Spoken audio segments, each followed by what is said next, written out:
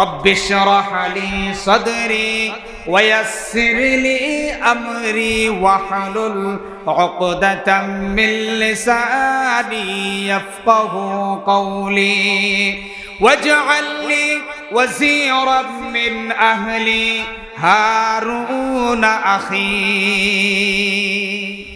মুসা আলাইহিস সালাম বলতেছেন, হে আল্লাহ, তুমি আমার বুকটাকে প্রশস্ত করে দাও, প্রশস্ত করো, ভয়হীন ডরহীন করে দাও, যাতে ফেরাউনের মতো এইরকম স্বৈরাচারীর কাছে দাওয়াত নিয়ে যেতে যেন আমার বুকে বিন্দু পরিমাণ কাঁপন সৃষ্টি না হয়। ঠিক কিনা?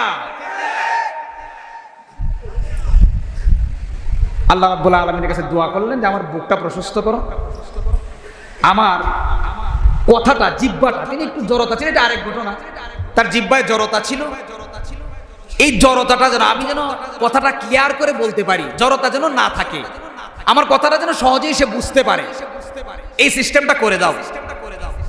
আর আরেকটা কাজ করো যে আমার পরিবারের মধ্য থেকে একজনকে আমাকে সাহায্যকারী বানায় দাও, আমার পরিবারের পক্ষ থেকে একজনকে কি করো, অক্সিলারি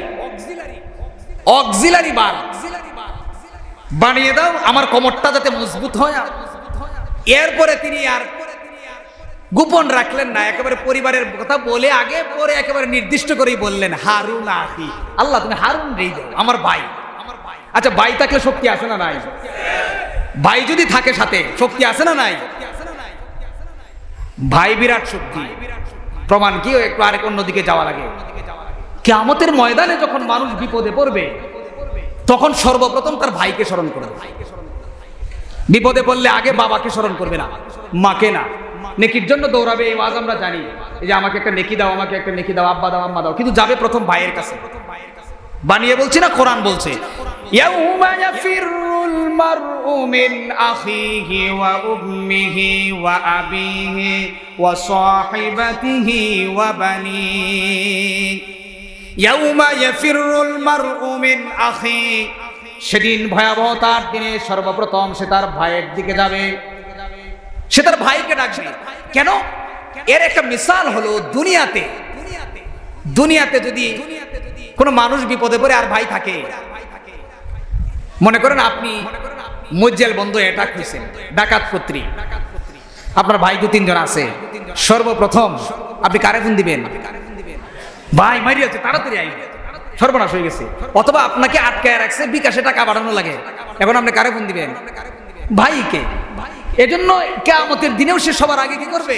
ভাইকে স্মরণ মনে করবে, ভাই বুঝি উদ্ধার করবে। কিন্তু সেদিন কি ভাই ভাইকে চিনবে?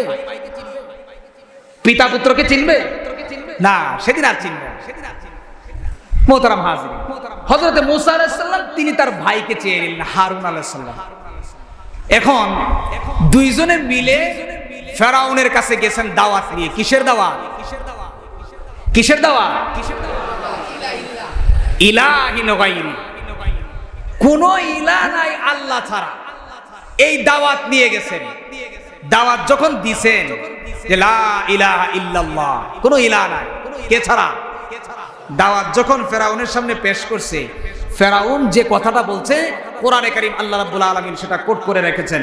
ফেরাউন বলছে কি? قد علمت لكم من إله غيري ما علمت لكم من إله غيري। কি দাওয়াত নিয়ে এসেছো? আমি তো জানি না যে আমি ছাড়া আর কোনো ইলাহ আছে, এটা তোমার জানাই নাই। নাউজুবিল্লাহ বলবেন না? আচ্ছা, এইদিকে আপনারা যারা আছেন আপনারা বলছেন নাউজুবিল্লাহ বলছেন, একটু আওয়াজ দিয়েন, আপনারা বেশি নিরামিষ লাগতেছে, বুঝতেছি না। মোহতারাম হাজিরিন, চিন্তা করেন কি কথাটা বলছে, যে আমি ছাড়া আর কোনো ইলাহ আছে এটা তো আমার জানা নাই। কি বলো এটা? কি কঠিন কথা! তার মানে কি? এর মানে আপনি কি বুঝছেন? এর মানে হলো ফেরাউন বুঝাতে চাইল আমি ছাড়া আর কোনো ইলাহ নাই, মানে আমি তো এই পৃথিবীর মধ্যে সবচেয়ে সুপার পাওয়ার স্বৈরাচার, আমার চাইতে আর বড় কোনো ইলাহ নাই, আমি যেটা বলি সেটাই হয়, আমি যে আইন তৈরি করেছি সে আইন দিয়েই তো এই রাষ্ট্র চলে, আমি যে বিধান তৈরি করেছি এই বিধানের মধ্যে তো কারো হাত দেওয়ার কোনো সুযোগ নাই। তুমি কোন ইলাকে এখানে নিয়ে এসেছো যে আমার ইলাহের মধ্যে ভাগ বসাতে চায়, আর যে ভাগ নিয়ে এসেছো তুমি এই বিষয়ে তো আমার কোনো ধারণাই নাই। মা আলিমতু লাকুম মিন ইলাহিন গায়রি, আমার জানা নাই। এখন দাওয়াত নিয়ে গেছেন, দাওয়াত দিছেন, মুসা আলাইহিস সালাম দাওয়াত দেওয়ার পরে ফেরাউনের সাথে খুব মিল হয়ে গেছে নাকি? মিল হয়ে গেছে না, মিল হয় নাই, বরঞ্চ কি পরিমাণ লাগালাগি হয়েছে। কোরআন কত সুন্দর করে মুসা এবং ফেরাউনের ঘটনা কি সুন্দর করে বিবৃত করেছে, যেখান থেকে আমরা শিক্ষা নিয়ে আমরা আমাদের ব্যক্তি, পরিবার, সমাজ, রাষ্ট্র চালাতে পারি, ঠিক কিনা? ফেরাউন মুসা আলাইহিস সালাম তাকে যে কথাটা বলেছে এই ইলার দাওয়াত দেওয়ার পরে, লাআজআলান্নাকা মিনাল মাসজুনিন, আমি তোমাকে বন্দী করব, কারাগারে নিক্ষেপ করব। ইলার দাওয়াত দিলে যে কোনো আইনদাতা নাই, কোনো বিধানদাতা নাই, এই দাওয়াত যদি কেউ সঠিকভাবে দেয়, যে বুঝে, যদি বুঝতে পারে, সে যদি ওই ফেরাউন মার্কা হয় তাহলে বিপদ আছে না নাই?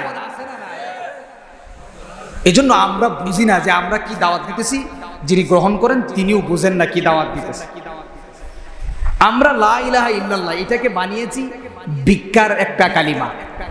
আমাদের দেশে ফকিররা যে ভিক্ষা করে কি বলে, আমাদের এলাকায় বলে লা ইলাহা ইল্লাল্লাহ। ফকির যারা আছেন যদি থাকে তাই আপনারা আবার রাগ করেন না, যে মনে করে যে হুজুর কি বলে গেল, আপনাদেরকে ভিক্ষা আগে যা দেওয়া হয়তো তাই দেওয়া হবে, ঠিক কিনা?